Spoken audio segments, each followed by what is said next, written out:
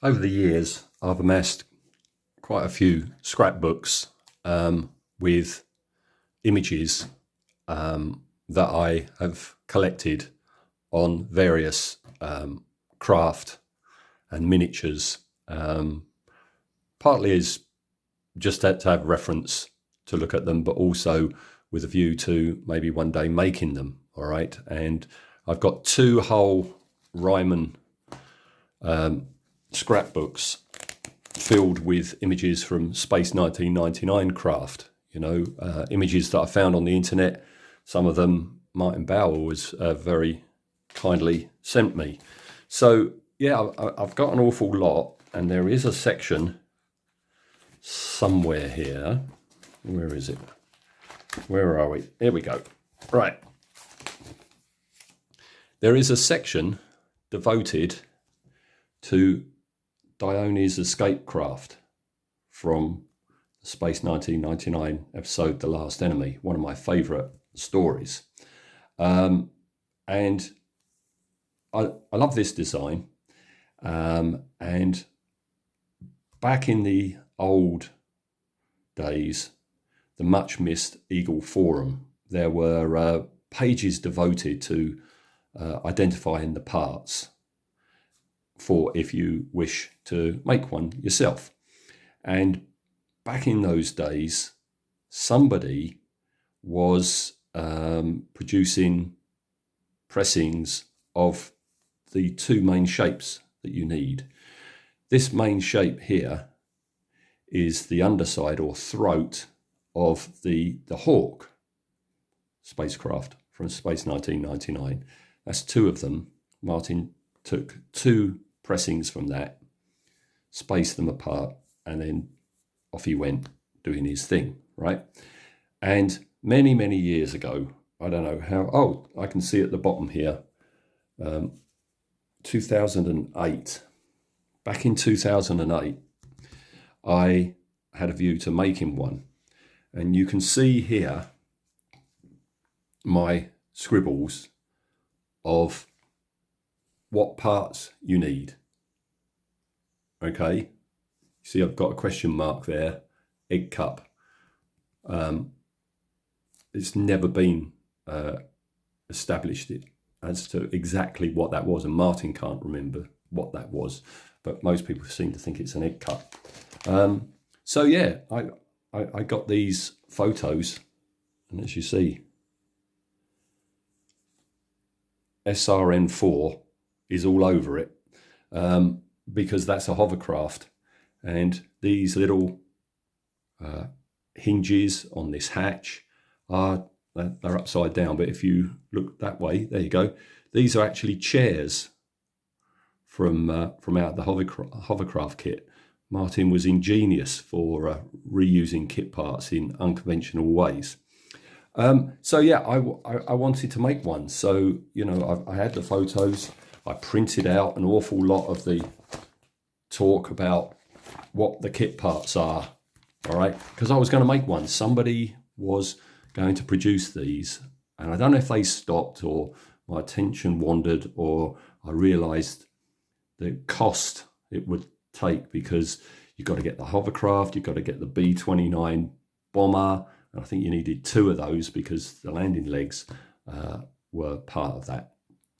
So yeah, this has stayed in the folder ever since then. But the world has changed. We have 3D printing now, and yeah, so I've got one finally, and it's just came yesterday, and here she is. This is 1/72 scale, and is a very simple kit because it's basically two pieces. I thought I might have had to stick bits on, but look at this. The parts from the lunar lander are already attached. I've only had a quick look. It doesn't seem to me, there's a couple little spurs down in there, but it looks like cleanup is going to be minimal. What's very refreshing is there is barely any sign of the notorious, ridging that you get with 3D prints. There's barely anything there. So I don't think I even need any filler primer on this. I thought it'd be fun. There's the little chairs. I thought it'd be fun as I go about doing this, just do a bit of kit part spotting. And I know I've got plenty of these leg things. I'm going to dig one out and we'll see if this is actually studio scale. It doesn't look that far off. The actual ones are about that size. So this could actually be a studio scale model. I mean, it says 1/72nd, and that's about right, I would have thought. I mean, it's, for all we know, it's a one-person escape craft, and that's about right at 1/72nd scale. So I'm just going to give it a quick wipe down with isopropyl alcohol, stick the engine bell on, put some primer on, and I'll be back to have a closer look at the detail. So there we have it, washed and engine bell stuck on. We are ready to go. But before we set off, the question arises, what colour is this? Martin's mentioned the building of this before, but never the colour. So I put that question out on the Facebook page, Space 1999 Props and Ships, asking, does anybody know? And a fellow by the name of Chris Potter replied and said, yeah, it's Ford Arizona Gold, which is a result because that's a paint I already have. Yay. Thanks, Chris. Excuse me. Thanks for letting us know. Right, so that's the top half, right? But the bottom half, can you see, is a different colour. And this might be a problem when I can find the other photo. Here, this is the top, this is the bottom. It's a dull metallic green, presumably a car paint. I think it was Chris on the page that suggested it's the same green that the Cetasius, the mothership that this escape craft escapes from, is. It's a dull green. And I've been to two car paint stockists this morning and no one's got anything close. All right, so I'm going to have to do a bit of research on this. I'm thinking I don't need it in a rattle can because it's basically just the underside, but I'm not sure if it's these as well. They kind of look there, that looks like that there, doesn't it? So I think maybe these and the lunar module pieces are painted in it, and bring in the side view. The sides are done in it as well. See, it all looks to be the same. The legs look like they're a dark gunmetal, but this is definitely a green colour. So I've got to do some research on that. And the other thing is, as you can see, there are decals. All right, and I know that they're from the 1/24 scale Harrier jump jet kit by Airfix, which was reissued a few years ago, but is way out my price range for just to get a decal set. So I asked on our SFM UK Facebook page, that's a science fiction modelling page, link below, has anyone got one that they wouldn't mind parting with? And Top Bloke Mark got in touch almost immediately and says, yeah, I've got the sheet if you want it. And number one, that's great, because Mark only lives about 3 or 4 miles away from me and he didn't want anything for it. So, as I say, Top Bloke Mark, because of him, I've got the whole sheet, which is substantial, as you can see. All right. So, sorry, I thought there was somebody coming in. So it's been fun looking around the decal sheet, trying to, play spot the decal. And one I found is this one here, which is this one here, which says asbestos phenolic material. That is that one, right? And then if we look up top, these two either side are, where are they? Where have they gone? You might see them before me. Yeah, there they are. That's these two. All right. And then there's one in the middle, and that's this one. All right. So that's great. But perceived wisdom is they're all from the Harrier kit. But these two, I don't think are. Now, obviously, the photo is not good enough that you can read it, and the decal, you can't read it. But this top one, which is a square, where you've got the bottom right-hand corner being black, and this smaller rectangle, where the top left-hand corner is black, and maybe there's, I don't know if that line is part of the decal as well. That doesn't exist. That's not here on the sheet. We have plenty of these, you know, square and rectangle, but none of them have the little black corner there and black corner there. Oh, by the way, that's there as well. I'm not sure where it is on there, but we'll get back to that.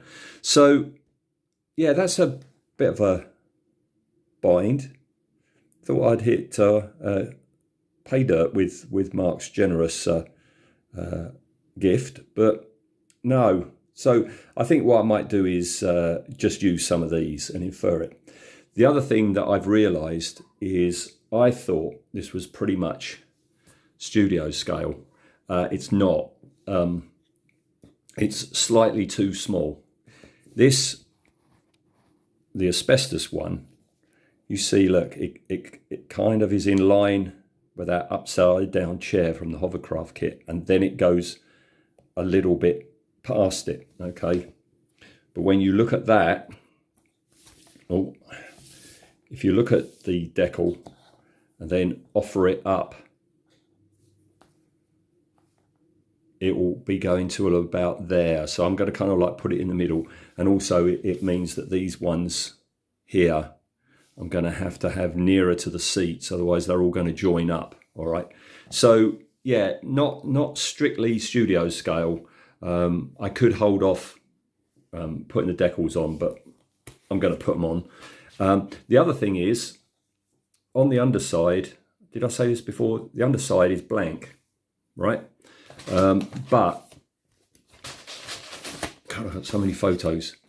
Apparently this ring here is from the Harrier, and these 8 things are from the SRN4 hovercraft. Mark spotted that when I went round to pick the decals up. He's got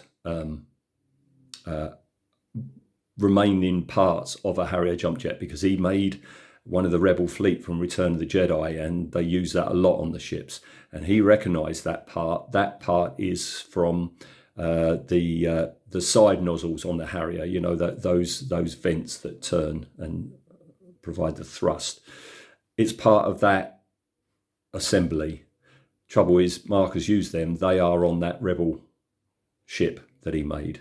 So I ummed and ahed, and I've had a look through my bits box, and I haven't got anything. I have got this, which would do. It's slightly too big, but no, because the decals aren't quite true, I'm not going to go all out for accuracy, or even indeed stick that on the bottom, because I'm never going to look at the bottom, am I?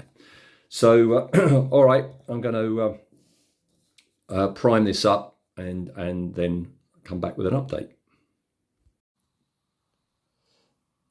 Well, you may have seen in recent videos that I've invested in a light box. So moving forward, I should be able to show things without that much in the way of shadows, and a much more accurate representation of what it actually looks like.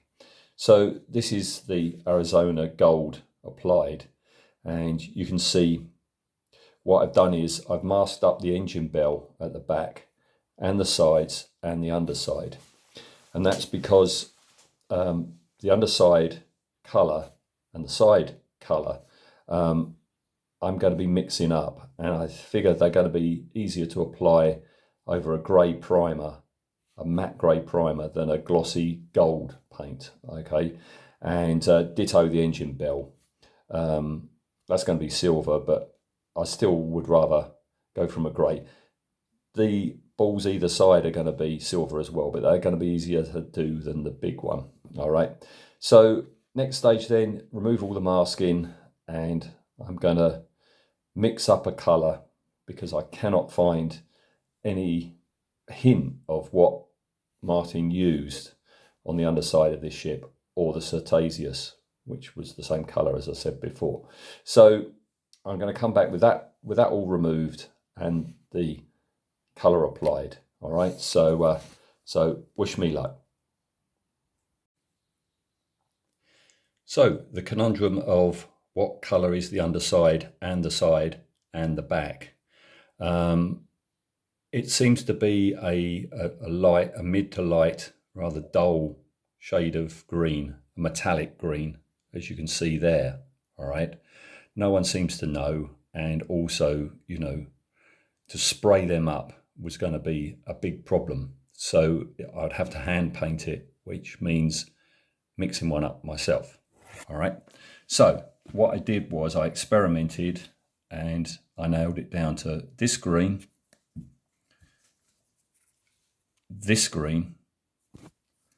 and this green, mixed them together until I got a shade I was happy-ish with, and then mixed in some mithril silver. And that gave me a colour, but in the evening I was looking at it and it's like, it's a bit too dark and it doesn't look metallic. I'd lost the metallic.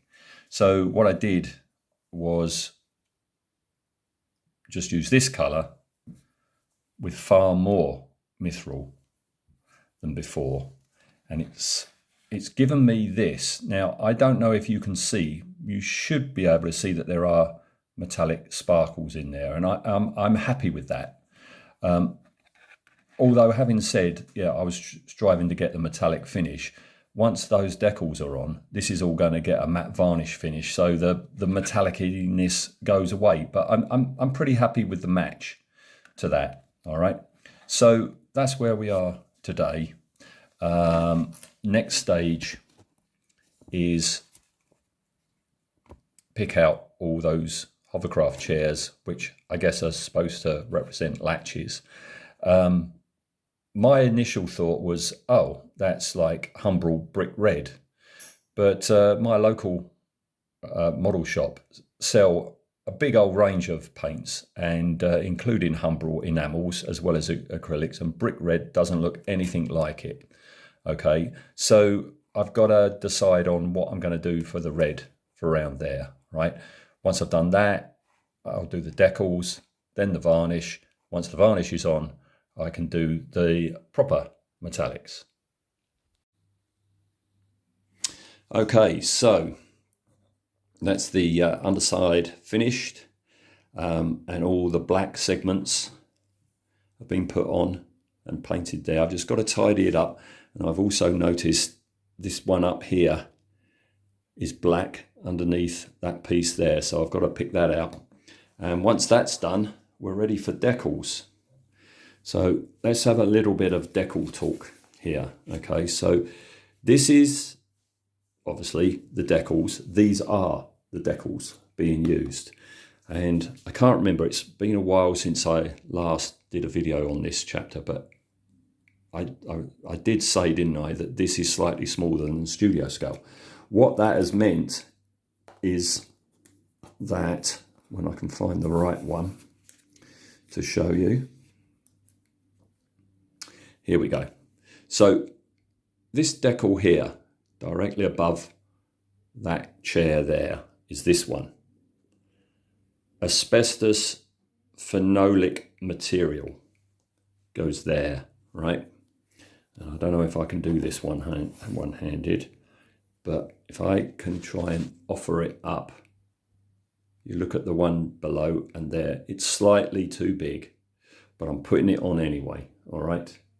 Mark was kind enough to donate these to me, so I'm going ahead with it. Right. This decal here above that chair, it's on each side, and it's this. Something trestle only, something, but that goes there, okay? Then we've got, bring in another photo. We look along the top. These are the two that I just talked about, right? When you reach the top, okay, looks very sparkly compared to that, doesn't it? But it's going to tone down. Right, this one in the middle is this one. That says nitrogen, and I can't read what that says. As I say, it's too big for there, but it's going on. The problem, I think, is going to be these. You see, they're either side, and it's this one. And that's meant to sit just above the seats. I think this is so small that if I just try and put them all on, it's they're not going to fit. So this is one decal. The yellow bit is part, you can't really see, but it's part of that bit there, right? I think what I've got to do is cut that yellow bit out and move it nearer. Another curious thing is you can see there seems to be more going on there.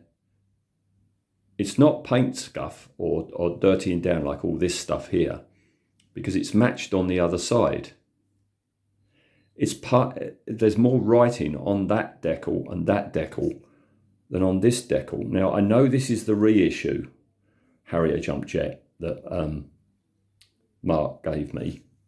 I think originally there was more markings there, but I don't know. Anyway, so that's that. So I've got to do a bit of adjustment there. And then finally, you've got these two here. And I can't find them on the sheet at all. They're not on the sheet, all right? So you've got a square and a small rectangle. They're not on the sheet. They must be from something else.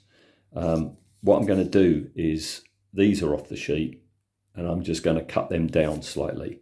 I mean, I'm all right about it because it's slightly inaccurate in detail. It's slightly too small to be studio scale. This color isn't exact either. So this is my version. This is another escape pod.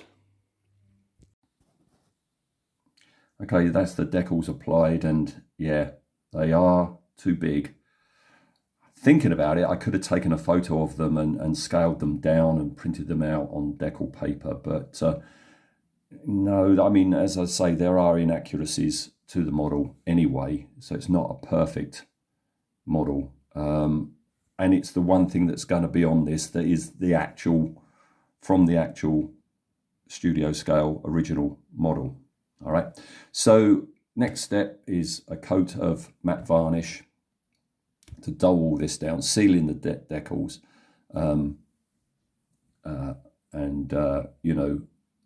dull everything down. And then once that's done, I can go in and paint the bits that are meant to be shiny. So the matte varnish has taken away all that horrible glitter. Before I paint the metallics now, one thing I just want to mention is something I hadn't realised, but these decals here with, as I say, writing between the curvy bit and the yellow bit, they were on the new set of decals. They were, but they're white on the reissue decals. So I had to cut out them so I could position that one first and then move that one in. So there we go then. Here we go. Do the metallics and then everything gets a wash. It's not that apparent in this photo, but there is quite a bit of dirtying down going on, and I don't think it's just, you know, grime built up over the years. There's a fair bit of weathering, especially around the hatch. All right, so I'm going to do that. So once I've done all that, I'll come back with it finished. Okay, that's the ship done. The metallics went Games Workshop lead belcher on the engine bell, the spheres and the undercarriage. I then left the undercarriage like that and put on a thin coat of mithril silver on the spheres and the engine bell. Really, I should put 2 or 3 more coats to bring them up to the bright silver they are on the original model, but I think that would be a bit too garish. And then what I did was I went in with Nuln oil on the undercarriage and then watered down Nuln oil up over these and in there, along the side panels, in the hinge affair that's going on there, and following the photos up along the top, all the way around the hatches, the hatch latches, all right, and around. In the photo, there's more on the nose and stuff like that, but I'm happy with this as it is. So that's it done, but I'm going to do one more little bit to this journal, which is something I like to do, which is put a finished craft alongside other craft that are in the same scale. And I've got a few from Space 1999, so let's finish off with them all lined up. All right, let's see how Dione's ship measures up with other 1/72nd scale models from Space 1999. I say 1/72nd scale. I don't know that this is 1/72nd scale. It looks pretty much like that. If you watch the Last Enemy, you see the craft land on the landing pad and be taken down, and it looks about right to me. Also, we never see inside this ship, so we don't know if it's a one-person craft or if it's a bit like the Narcissus, in that it could take a few people. So it looks close enough to me, and in my mind, it's 1/72nd scale. All right. So, and also, I'm guessing, looking at it, this is the way in and out. This is a hatch which opens. Of course, we never see Dione get out of it or get back in it. We don't never see a ladder going up to it if that's the way in. But anyway, in my mind, this is 1/72nd. It works as 1/72nd. All right. And so if I bring in the first thing that I've got that is definitely 1/72nd, so we can do compare and contrast. And of course, this is a one-seater tank. So that there's the old bubble window there. I haven't got anyone in there, but you can see the chair and the controls. That works for me. This works together. So I'm saying, yeah, this is 1/72nd, and that is definitely 1/72nd. All right. So the next thing we'll bring in is a couple of pre-paints. This is the old product Enterprise Eagle, which when you look at the door on the side is pretty much 1/72nd. If it's not far off. So that's how her ship compares. Actually, what I'm going to do is I'm going to move her ship there, bring the tank over here, put the Eagle there, and then put her there, because we've got to pull back now for the next one. This is the brilliant pre-paint of the Swift from Brian the Brain. All right. And that's how they compare. And now I'm going to push that outwards, move Dione up a bit, because we're going to bring in the 1/72nd scale Hawk.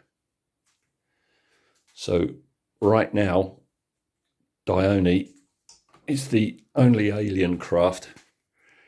Everything else is Earth technology, right? And this is our first fighter. But I've got one more craft, which is a fighter as well. And I'm going to move the Super Swift further up and bring in my only other And again, this is all conjecture, but I'm thinking this is 1/72nd scale, and this is a side-on craft from War Games. Yes, no, not War Games. What am I talking about? It's the one with the Queller drive. Is that War Games? I don't know. Anyway, tell me in the comments. I'm having a moment. So there we go. That's what I've got so far.